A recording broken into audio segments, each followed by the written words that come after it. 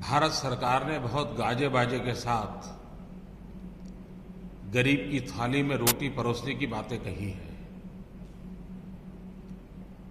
जब मैं इस ऑर्डिनेंस का गहराई से अध्ययन किया तो बहुत गंभीर बातें मेरे ध्यान में आई और बहुत दुखी होकर के मैंने भारत के प्रधानमंत्री को चिट्ठी लिखी और मैंने भारत के प्रधानमंत्री को इंगित किया है कि फूड सिक्योरिटी के बिल के नाम पर आपकी सरकार किस प्रकार से गरीबों की थाली से रोटी छीन रही है, कितना कैजुअल अप्रोच है, नॉन सीरियस अप्रोच के कारण क्या हालत पैदा हो रही है, इसको आप भली भांति समझ सकते हैं। इस पूरे देश में अंत्योदय परिवारों को 2 रुपया किलो गेहूं, 3 रुपया किलो चावल सभी राज्य सरकारों की तरफ से मिल रहा है।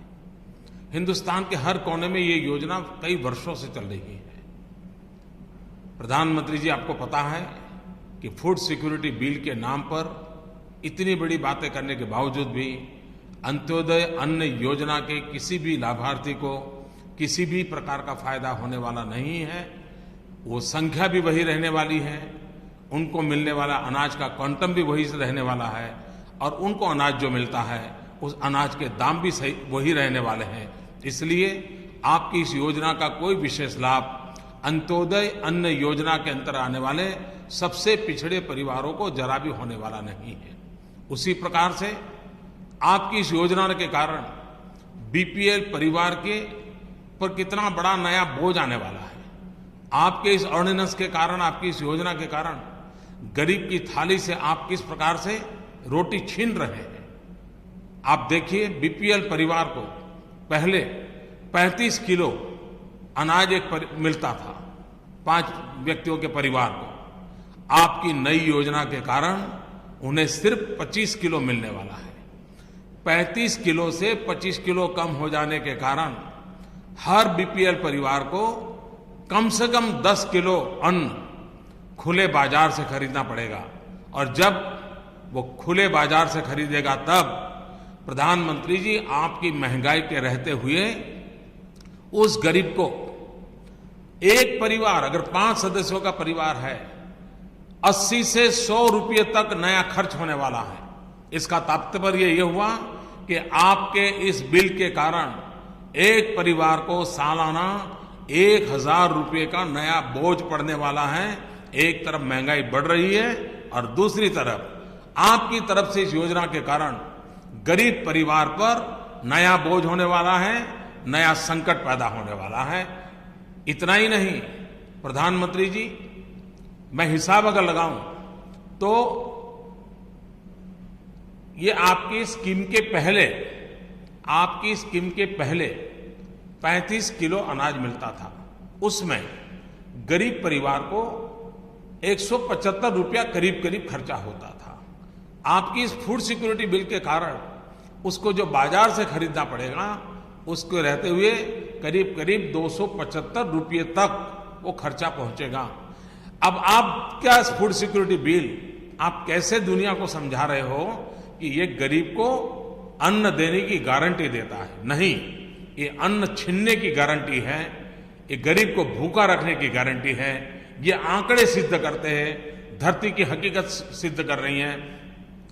आपके जो नीति निर्धारक हैं उनको न गरीब का पता है, न गरीब की स्थिति का पता है और तभी तो कभी आपकी सरकार के लोग घोषणा करते हैं कि 5 रुपये में थाली मिलती है, 12 रुपये में थाली मिलती है।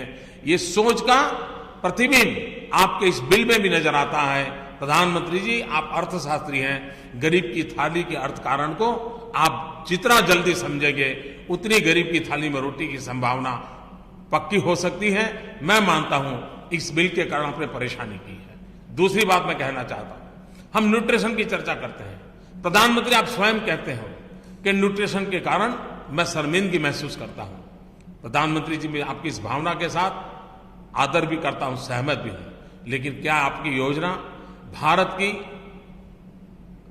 जितनी कैलोरी की आवश्यकता है गरीब आदमी को, न्यूट्रिशन की जिसकी आवश्यकता है उसको पूरा करता है? प्रधानमंत्री जी, आपको जानकर के हैरानी होगी, जरा गहराई से देखिए। आज मिड डे मील के अंदर जो अनाज बच्चों को दिया जाता है, छोटे छोटे बालकों को दिया जाता है, वो भी करीब करीब 180 ग्राम होता है, जबकि आपकी फूड सिक्योरिटी बिल के कारण एडल्ट को जो खाना अन्न मिलने वाला है वो सिर्फ 165 ग्राम है। अगर मिड डे मील में जिन बच्चों को जो खाना मिलता है उससे भी कम, वो भी 2 वक्त के लिए आप एडल्ट को देंगे, इसका मतलब यह हुआ कि जिसको 360 ग्राम अन्न की जरूरत है उसके सामने आप सिर्फ 165 ग्राम अन्न दे रहे हैं। इतना ही नहीं, कैलोरी की तरफ देखा जाए तो आप एक व्यक्ति को 2500 कैलोरी की आवश्यकता होती है। 100 ग्राम फूड ग्रेन होता है तब 350 कैलोरी मिलती है।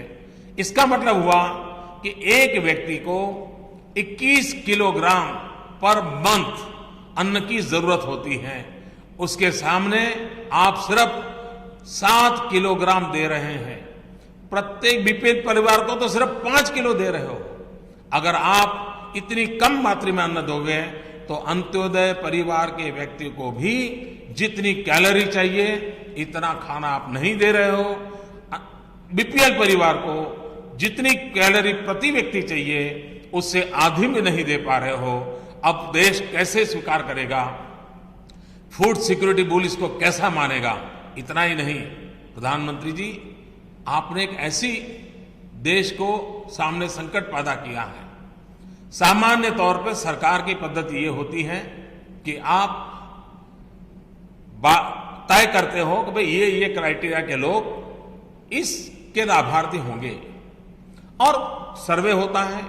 सर्वे होने के बाद वो अंक तय होता है कि भाई चलिए सर्वे में इतने लोग लिखे हैं।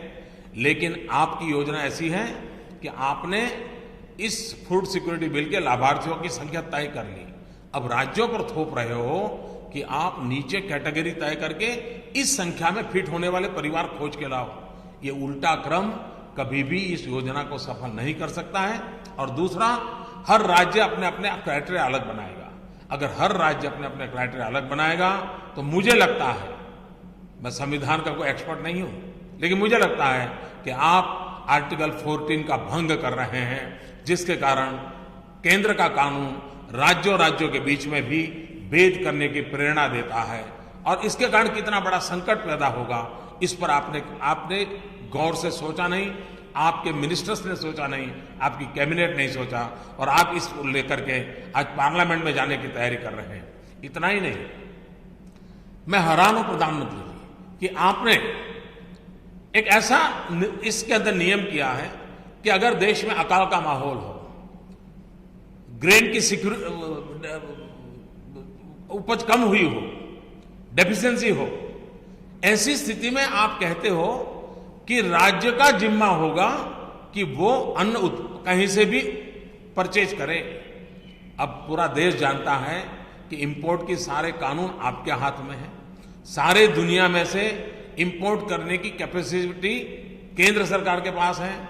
एक छोटा राज्य क्या करेगा? नागालैंड, मिजोरम, अरुणाचल प्रदेश, पौंडीचेरी, ये राज्य क्या करेंगे? क्या ये आपकी जिम्मेवारी नहीं है? आप कहते हैं नहीं, हम आपको पैसे दे देंगे, अगर अन्न कम पड़ता है, हम अगर अन्न आपको प्रोवाइड नहीं कर पा रहे हैं तो अन्न आप बाजार से ले लीजिए, और बाजार में मिलता नहीं तो विदेश से लाओ। विदेश से लाना है तो बीच में आपकी रुकावट है। ये कैसा कानून आपने बनाया है जो किसी भी हालत में कानून के तराजू पर, मानवता की तराजू पर, गरीबों की भलाई के तराजू पर कहीं पर भी खरा नहीं उतरता है।